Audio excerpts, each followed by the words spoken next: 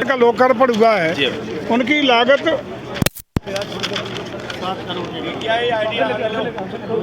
लागत लगभग 8 करोड़ 795 है, 795 समथिंग। कुल मिला के लगभग 8 करोड़ की परियोजनाओं का लोकार्पण हुआ है और 3.25 करोड़ की योजनाओं का आज शिलान्यास हुआ है। इस प्रकार से 8 परियोजनाएं आज यहाँ लोकार्पित और शिलान्यास होने का काम हुआ है। ये निश्चित रूप से जो पार्टी की रीत नीति और सोच है, कार्यशैली है कि हम आस्था से आर्थिकी को बढ़ाना चाहते हैं। हम विरासत के सम्मान के साथ देश की प्रगति का नया रास्ता तय करना चाहते हैं।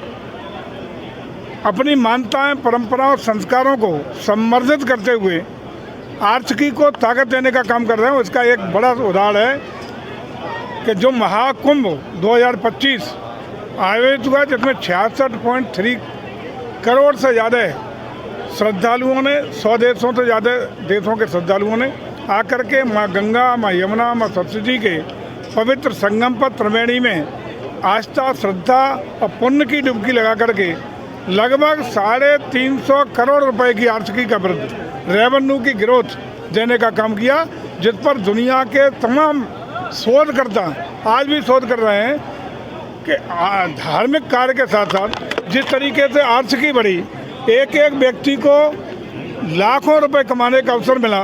45 दिन के इस कार्यक्रम में 1.5 लाख श्रद्धालुओं से ज़्यादा प्रतिदिन जिसमें पधारे और बिना किसी विघ्न, बाधा या बड़ी घटना के वहाँ से अपने वापस सकुशल घर आए। ये रिसर्च लोग कर रहे हैं, इसको देख रहे हैं कि भारत किस तरह के भावनात्मक रिश्ते को मजबूत करके, अपने आध्यात्म को मजबूत करके, जो विश्व गुरु कभी कहा जाता था, जो कभी सोने की चिड़िया भारत कहा जाता था, इसके पीछे यही कारण रहा होगा। और इन्हीं कारणों से, इन्हीं परिस्थितियों से, इन्हीं सब उपलब्धियों से भारत पुनः विश्व गुरु भी बनेगा, सोने की चिड़िया भी बनेगा।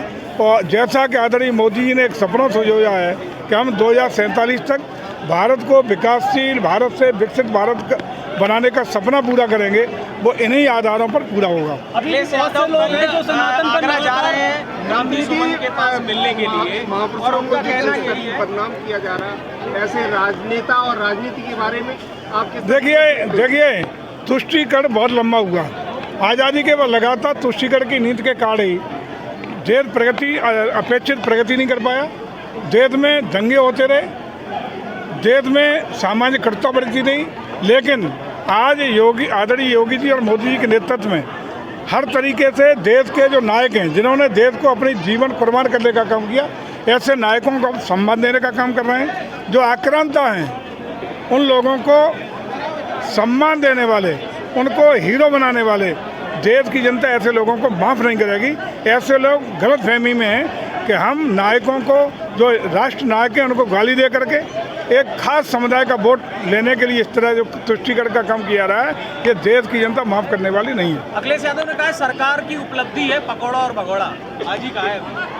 मुझे लगता है अखिलेश जी, आप याद करिए कि जब 45 दिन का महाकुंभ था, कोई दिन ऐसा बताइए जिस दिन अखिलेश जी ने कहीं न कहीं नेगेटिविटी फैलाने का काम किया हो, कोई न कोई सोशल मीडिया पर नेगेटिव पोस्ट न की हो। आज वही उनकी मानसिकता है और उसका परिणाम ये है कि उस समय भी ये नेगेटिविटी फैलाने के बावजूद भी जन भावनाओं की दबाव में जाकर के वहाँ कुंभ में नहाने का भी कम करना पड़ा और सरकार की सुरक्षा प्रोटोकॉल भी लेने का कम करना पड़ा। ये है अखिलेश जी की वास्तविक चरित्र। अपराध बढ़ा है और कब्जाधारी पार्टी है, ये भी आज आरोप लगा दिया।